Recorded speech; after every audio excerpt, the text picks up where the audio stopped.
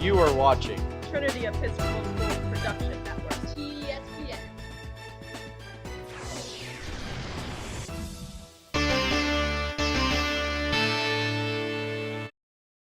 Welcome to this week's TESPN podcast, and we are thrilled to be joined by Anna Prillaman, Athletic Director at Trinity Episcopal here. She's sadly moving on at the end of this year, but has left an unbelievable legacy here in so many different areas, not just athletics, but just as a wise confidant to so many of us who work here, and an incredible mentor and leader to our students. And also joined by Hagen Andrew from TESPN, and we're going to be just talking to Anna, asking her some questions as she wraps up this chapter of her career and her life, and what an amazing chapter it's been. And just want to start with asking you, Anna, in your years here, about 10 years you've been at Trinity I think now? it's my 11th. 11 years, and 6 or 7 as AD, maybe 5. COVID counts as 3, though. Yeah, right.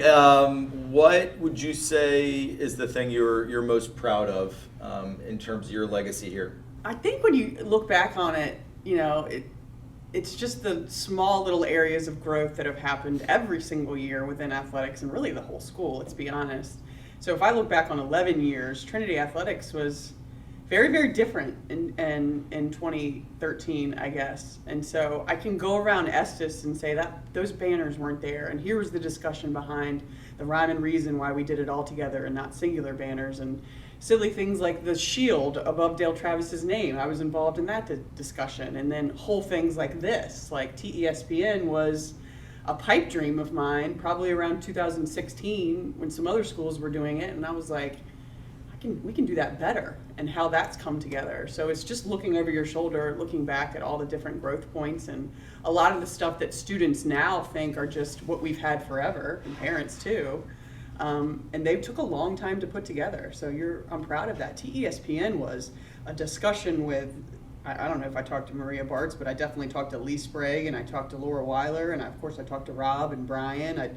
Alicia Raymond was the assistant AD at the time. We had think tanks once a week for a couple months about it. I put a ton of stuff on paper and, you know, talked to you. I remember our discussion over here by the wall outside of the turf about what you wanted to do in it. So these things don't come out of nowhere. And so when people think like, oh, this has just always been there and it's a really easy thing, like it kind of makes me smirk and be proud of the work and just the meticulous detail that you had to put down in order to birth something that is so successful like this. And there's a lot of different things in athletics that have been like that. Yeah, so similar to what you added on to that question, how has it been watching the specific sports teams here grow throughout your time here, as well as the individuals like that come through the school? Sure. I mean, the best kept secret of an athletic administrator is that we're not supposed to be competitive. In fact, this might shock people, but like Andrew Stanley for Collegiate says all the time in our AD's meetings, it's not my job to hang banners.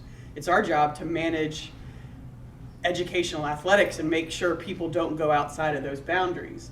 With that said, I'm an extremely competitive person, and so I want successful teams. I like putting individuals and teams and coaches and institutions in places to succeed. So anybody who's been paying attention to Richmond high school athletics knows that Trinity has absolutely been on the growth curve of that. And comparing it to 2013, I remember once, let's talk about the spring. Once postseason hit, like our job was pretty much over because we were going to lose in the first round and of the LIS or the VPL, and we'd have the rest, 2 or 3 weeks while everyone else was still playing to just kind of chill. That's not the case anymore. We were as busy can be last year in the spring when states were going on with all the different teams. So obviously it's not going to be linear with all of the programs. You could definitely talk about some programs who have had this and maybe a little bit decline and they're coming back up. But then there's also some programs who have just skyrocketed and they're not look about softball. Like 5 years ago, we were the worst in the LAS, and now we're consistently going to the state Final Four. So, and that happens with really thinking about who you hire in leadership and the program heads and the assistant coaches. Little silly stuff like making sure we have quality uniforms. So when you go to different places in Richmond, parents notice that you're well kept. And then just the operation behind it has to be really, I always say you have to bat 1,000 with the operation. Things can't fall through the cracks. You can't have a team come and there goes Trinity not having referees show up again, or little things like that. So Yes, I've enjoyed the growth, but technically, I would like to say publicly, that is not my job to get wins, and it is no athletic director in Vista's job to get wins. I think coaches would love it if that was our main focus, but it's just not.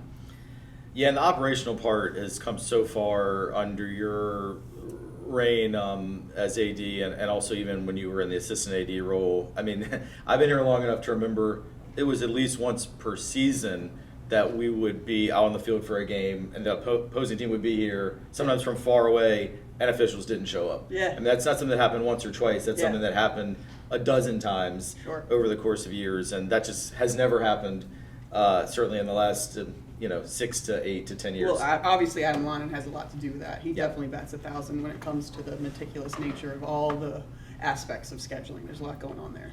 So, Anna, I wanted to ask you, you clearly left a legacy here, and your imprint in athletics and beyond will go on for many years in the colleagues you've worked with, and the student athletes you've worked with, in the culture that you've helped to develop.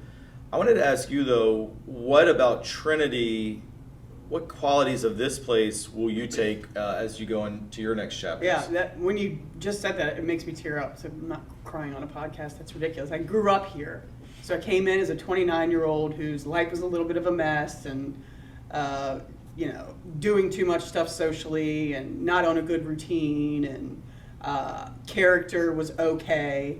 And just through being around good people who all kind of were focused on the same thing, which is making young people better people that can be great in society, it motivates you to be better. For a long time, I think we roll our eyes like, oh, time to go to chapel on Mondays, and then you sit in chapel and you start crying because something has hit your heart. And it's hitting the kids, but it's also hitting you as an adult. Trinity is good about, yes, making sure that the kids discover their paths, but it does the same thing for adults. I mean, I started teaching and then just kind of said to Lee Sprague, like, I just am not good at this, and I don't feel like this is where I can give the most value to Trinity. And she heard me, and she said, all right, let's go full-time in athletics. So I grew up from the perspective of, like, just getting it together as an adult, but I also became a better person. Truly, that's not, like, noise. It's what it is here if you buy into and you listen to all the different things that are going on around you. And that's way outside of athletics, but also within it too, because you have to, like I said, manage the educational athletics part of it, which means you have to be the adult in the room always. And at 29 years old, that was not me at all. So to say this place made me a better person is 100% true, and that's pretty cool and also obviously emotional for me to think back on. What's been a highlight of your career here? Like looking at something and saying, wow, like I helped create that or I helped make that happen. What's been a highlight for you? The way the department grew personnel-wise, when we first came in, it was basically Eric and Becky, and then me as kind of the side hustle person that was half the foot in the academic building and half down here. And now we've got this robust department that I think is really well thought through on what we do and what we take care of. We added a free person that came in to work during COVID for free.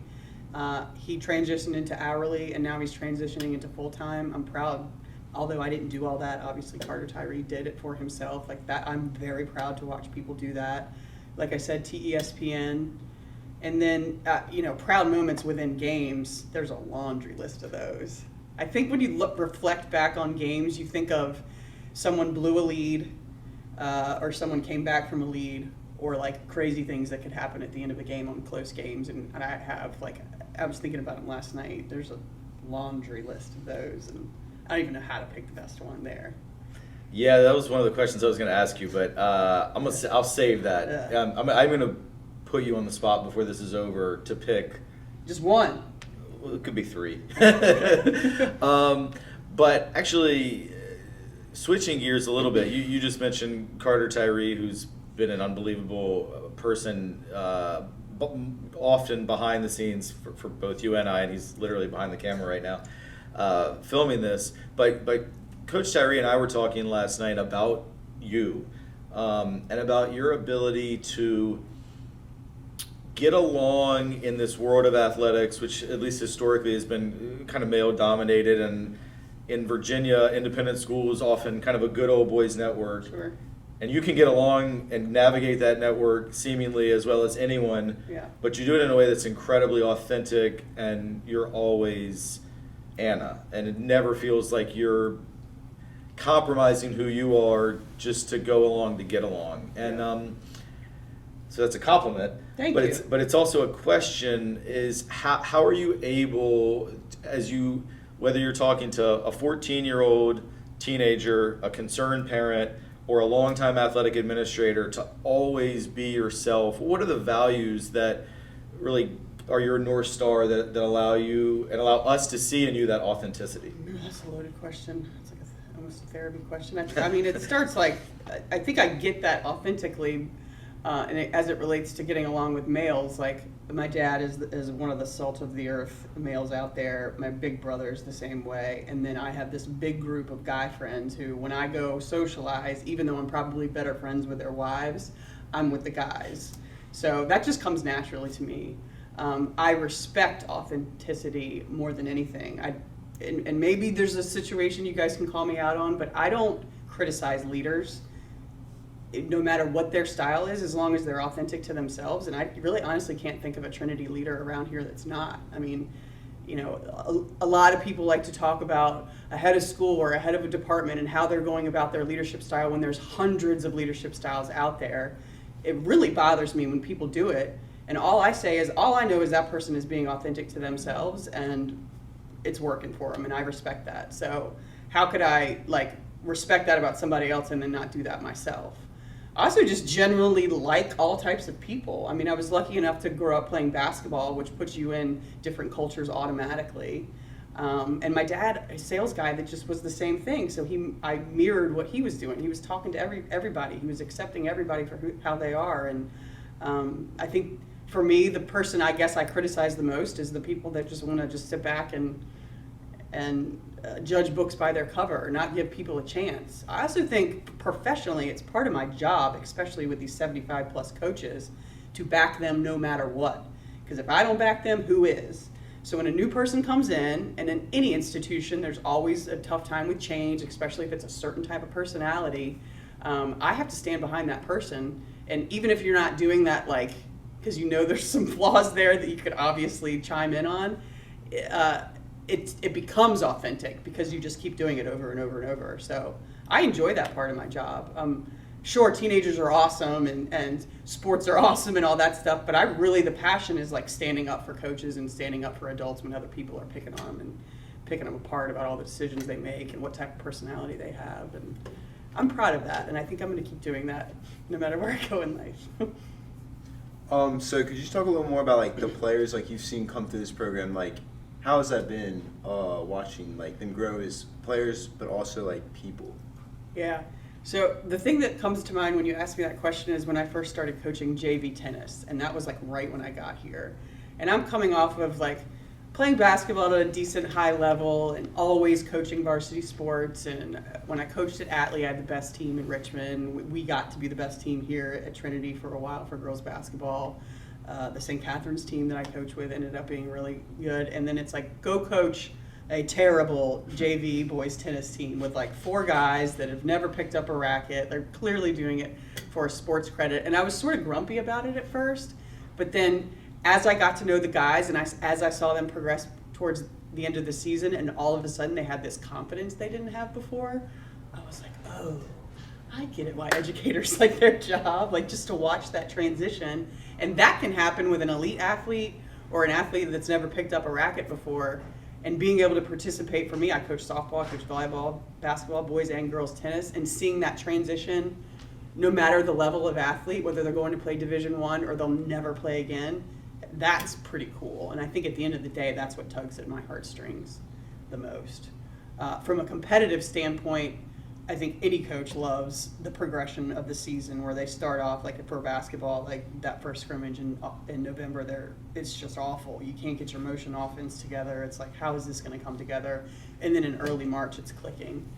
One of the proudest teams I've ever coached is by far the one where I can't remember the year. You guys around the room might know it. When Elena Chapman was a freshman and Charlotte Woods was a senior.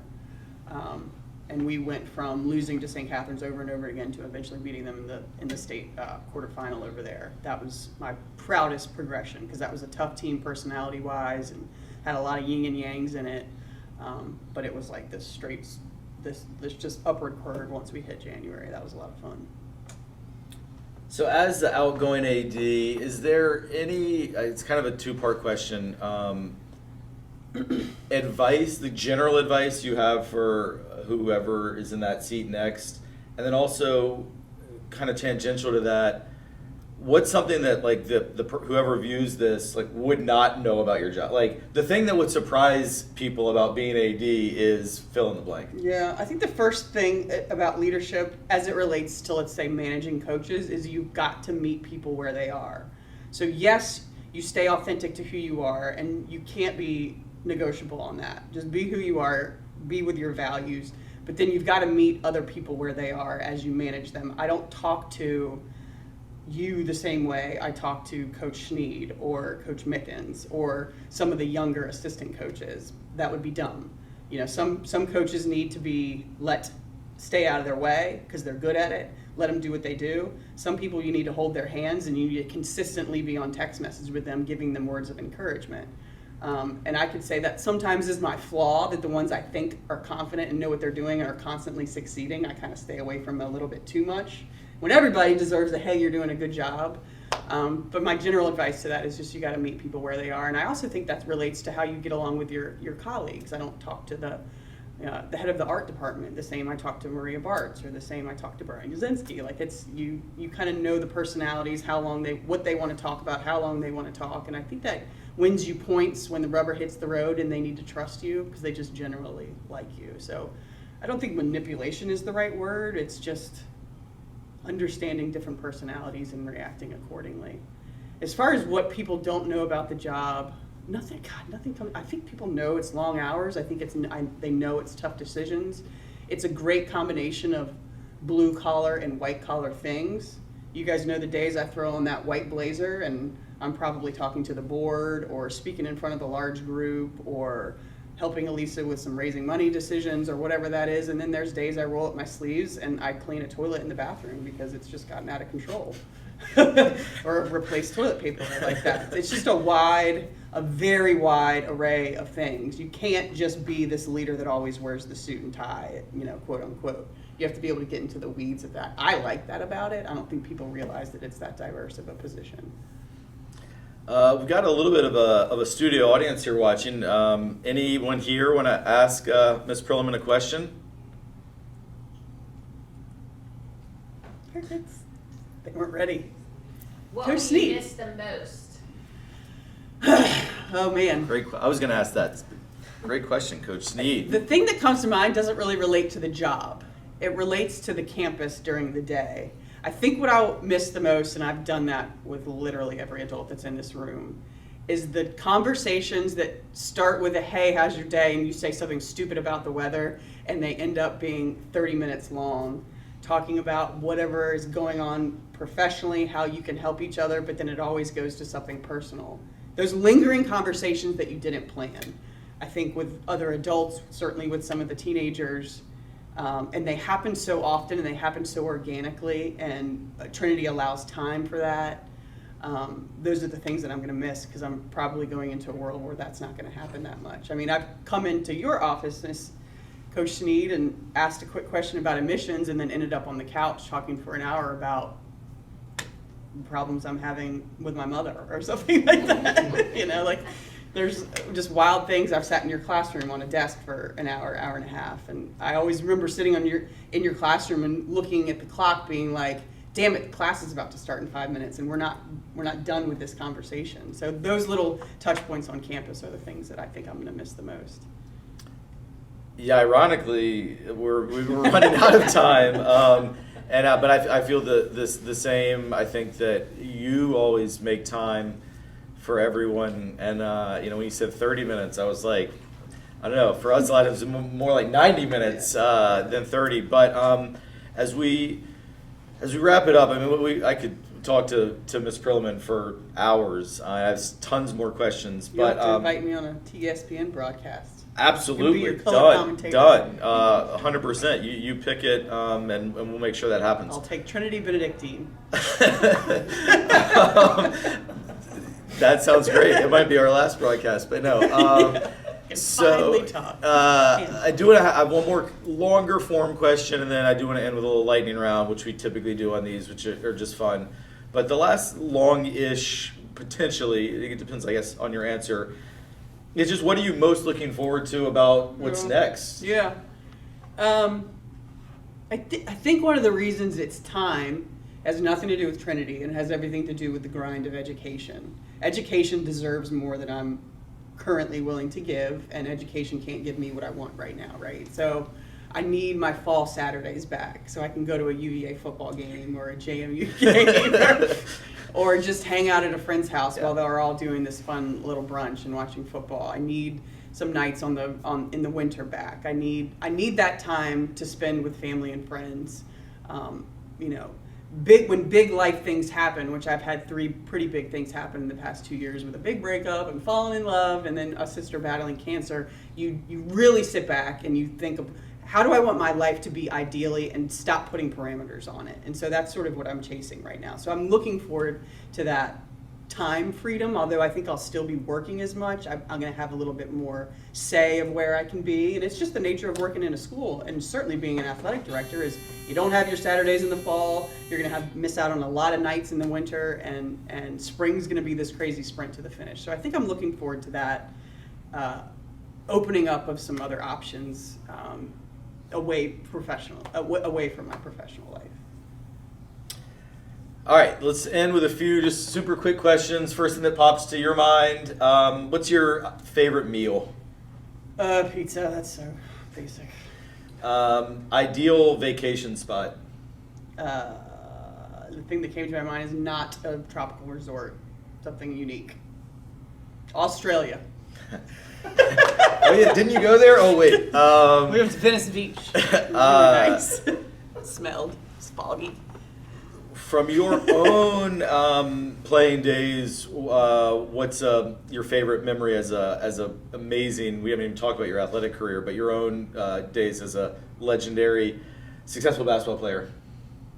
My favorite athletic memory has to do with cross country, but for basketball, definitely that state championship win in Lynchburg over Robinson my senior year. And if you could live anywhere in the world and money was no object, where's the place you think you'd like to live? Italy. All right, and I guess I'll just end with I kind of warned you. I would love one, but if you can limit it to just 2 or 3 moments. Game, could be a game, could just a moment where you 30 years from now will be like, I remember this, and how could I ever forget it? One of them is for sure the boys soccer win over Woodbury. I was standing there with the Woodbury AD, and we said to each other, what the hell are we going to do when it gets too dark to finish these PKs? And he said, I think we should just go with it. And if the goalie can't see it, the goalie can't see it.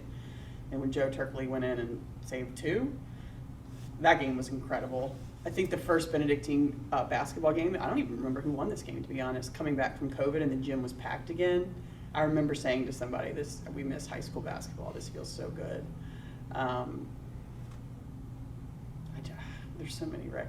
I know. That LIS field hockey win, like 15-16 on our field. Yeah. I remember Marcus the next day in morning meeting said that's the best game I've ever seen, like ever in anything. That picture, there's like a video of our team standing in a whole line, and when that, what do they call it, penalty stroke went in, Margie fell to the ground and the whole team went rushing. That was an awesome one too. Countless ones with your basketball teams. I mean, when Estes is rocking, and I'm a public school kid, so I could definitely go back and forth about what's the best rivalry in Richmond, but when the gym is rocking and Benedictine or St. Chris is in there's nothing like it. That's a great final word. Thank you. Thanks for coming, guys. What a cool little crowd. Thanks, man. We'll see you next time.